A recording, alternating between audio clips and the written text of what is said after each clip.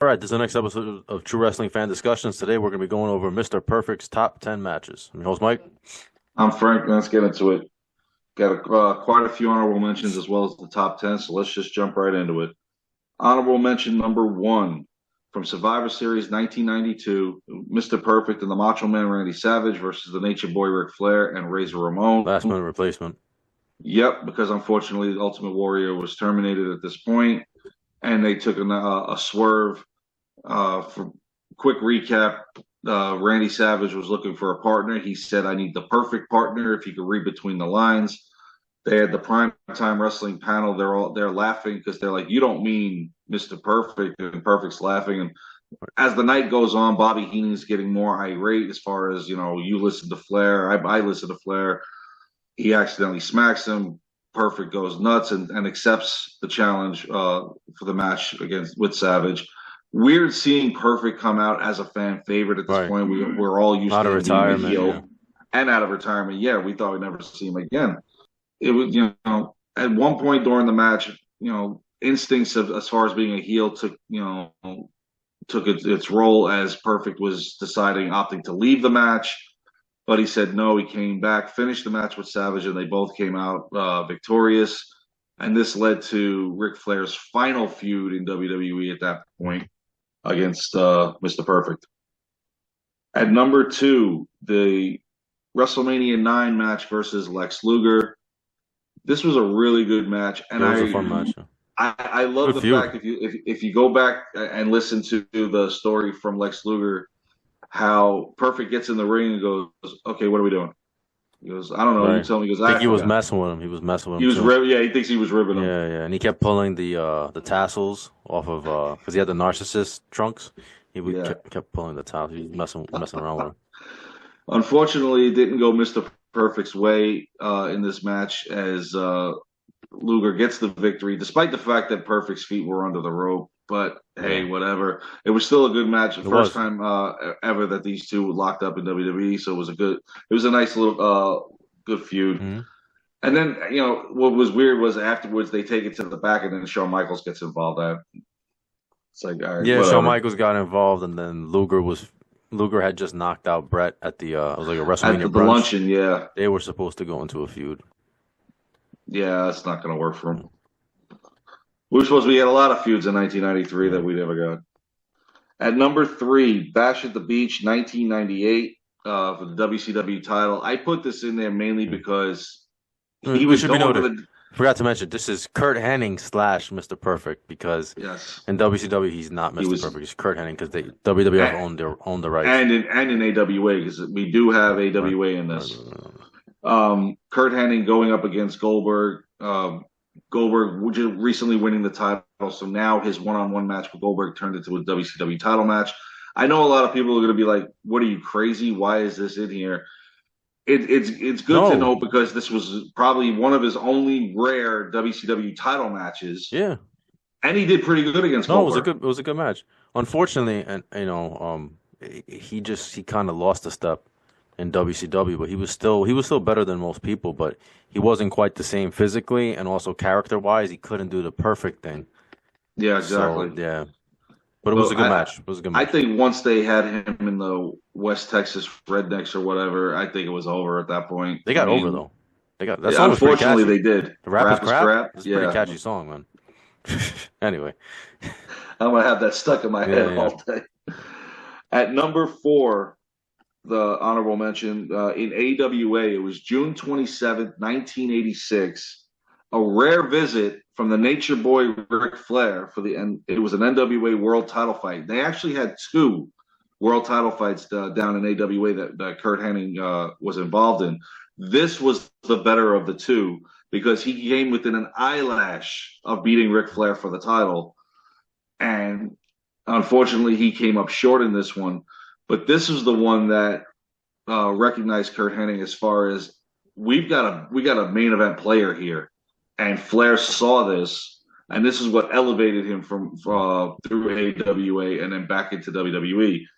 But excuse me, this was like I said, this was the better of the two matches that they had once they were down there. And then the last honorable mention was from Primetime Wrestling, November 6th, 1989. Mr. Perfect versus Bret the Hitman Hart. Yep. They had a small little feud going on in '89. Yeah. This is when they were trying Bret Excuse Hart me. as a singles. They tried Bret for a little while as a singles guy, and then later they relaunch him as a singles wrestler. But yeah, this is kind of forgotten match. They had a couple matches, Yeah. but you could see like the talent, you know. hmm Oh, I saw it clear as day when he fought a couple of years prior when he fought Steamboat. Oh yeah, yeah. I So knew Brett, yeah, you knew they that they Brett was had gonna, something here. It yeah, was yeah. just a matter of time of hmm when were they going to transition him out of the tag team Yep. division. But unfortunately, Brett, didn't get the victory in this one because Perfect, Perfect. grabbed him the Reversed. tights. Yeah, he reversed the role that Brett had, and he grabbed the tights. So, yeah, he's a heel. Well, well, yeah, and at this point, this is Perfect, Yeah, yeah, yeah. He's undefeated in the Brett's singles not going division. over. Yeah, Brett's not going over. Not yet, Not at this but point. still a good match. No, not in this one. But trust me, Brett's going to get Mhm. over on him. All right, at number 10 now on the top 10 list from AWA Super Clash 2, the AWA World Title match against Nick Bockwinkel. And this was the match that was famous for the double turn because not only when Curt Hennig won this match, thanks to Larry Zbyszko, Curt Hennig turned babyface to heel, and then Zbyszko also doing the turn as well, turning on Nick Bockwinkel. Um, a lot of people don't give this match the credit because I've heard people say, "Oh, well, the only reason why Hennig won was because of Zbyszko." Not necessarily, because he was getting over on Bockwinkel, and these guys had a feud going for about a month and a half before this match. And with or without Zbyszko, Henning's getting over on this match, and he did. I think he would have even without Zbyszko's help. And Curt Hennig became the AWA World Heavyweight Champion. So, but this one was a pretty good match. Excuse me. At number 9, SummerSlam 1993, the Intercontinental Championship match: Shawn Michaels versus Mr. Perfect. Going for This the this three-peat. was Yes, this was a dream match for Oh anybody yeah, yeah. that's a lover of the Intercontinental title. Despite the fact, besides the fact that he's going for the three-peat, which is unheard of at this point, At that point, yeah. it's Shawn Michaels and Mr. Perfect. hmm You can't get any better than this. And this feud had started at WrestleMania 9, and it escalated as Perfect cost Shawn Michaels the Intercontinental title Right, right. against Marty Against Jannetty on Monday Marginal, Night yeah. Raw. Unfortunately, Jannetty didn't hold it Right, that right, long yeah. because Diesel Mike, won it back for him. yeah. But Or helped win it back. Yeah.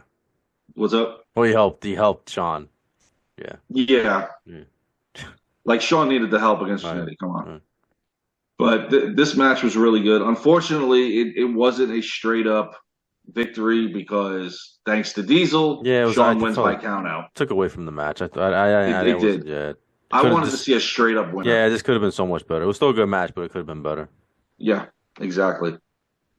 At number 8, it was an MSG show from December 28th, 1990 versus Roddy Piper. And this match was really good. I remember watching this. It was on the MSG channel hmm when they would do the shows at the Garden. Piper mocking Perfect during this match. This was a really good match between him and Perfect. Unfortunately, Perfect does not get the victory on this one. Damn it. Piper got over on him, but still, it was a really good match.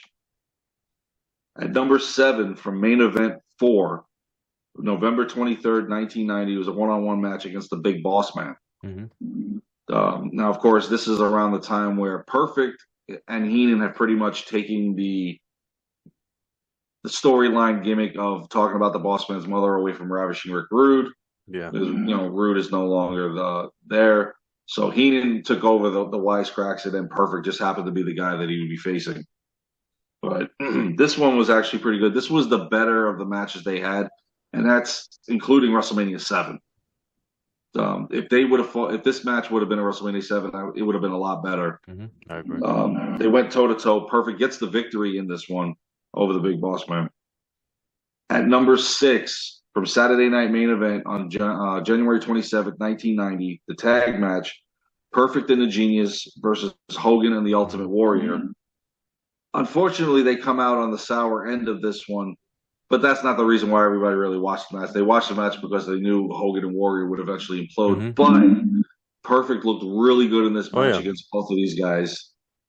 And again, unfortunately, they came up on the short end of the stick on this one, but still, it was a really good match. Came close that Perfect and Genius almost pulled it off, but in the end, Hogan and Warrior got it, despite the fact of how dysfunctional they were getting during this match. At number five, SummerSlam 1991, despite the fact that he was injured too, Yep, his back was destroyed. it was gone. I was surprised he got through this match, to He be did it. honest. He did it But for Brett. He did it for Brett. yes, and in case anybody doesn't know, it's against Bret the Hitman Hart. They pulled Mr. Perfect for the last month because they had right Yeah, to before this, protect. they had him in a short feud with the British Bulldog. Once they knew that he was hurt, they pulled him off of Mm. he had like two matches prior to this, and they were both 1 minute count out nobodies that he fought. Just so he would save face that he was still on the circuit. But they would kind of keep him and see how if he would improve any on his injury, so that his match with Bret Hart wouldn't be garbage. And we're also the only other thing that I didn't like about this was that Bobby the Brain Heenan was not at ringside; it was the coach, which kind of took away from it too. Yeah, he had just teamed up with him like recently, like right Yeah, before that.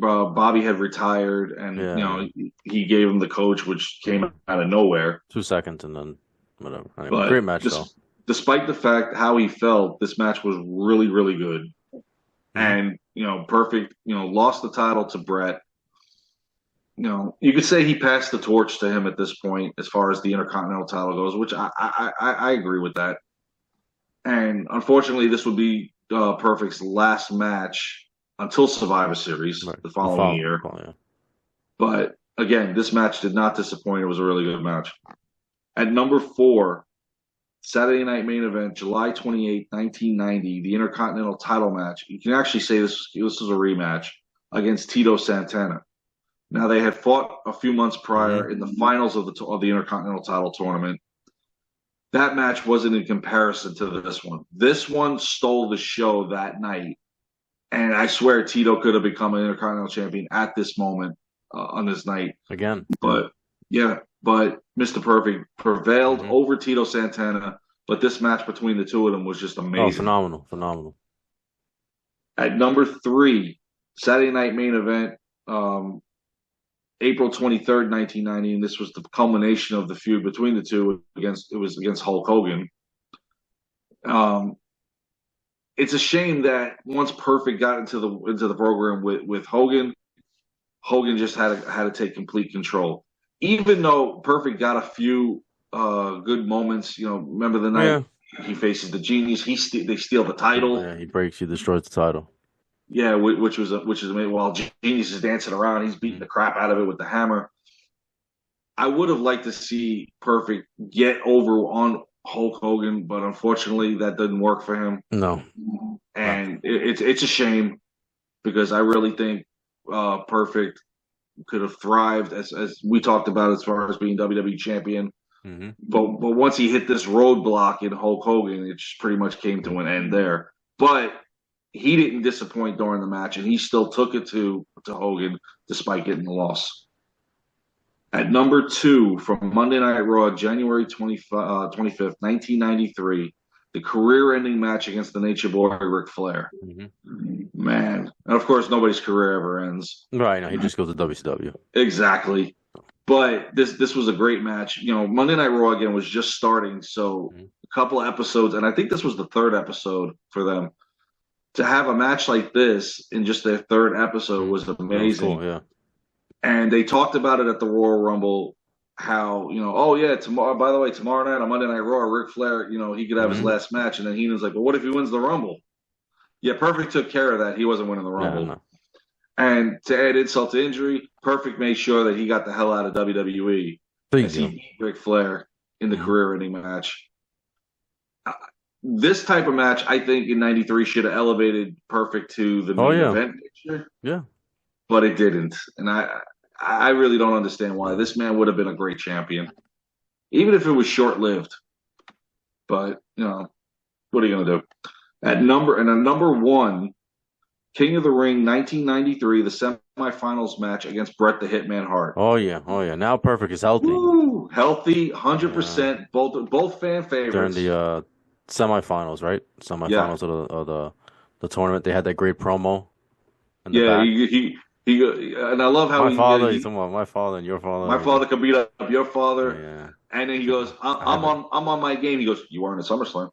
Yeah, and then he's like, I owe you. I think he says, I owe you from SummerSlam, right?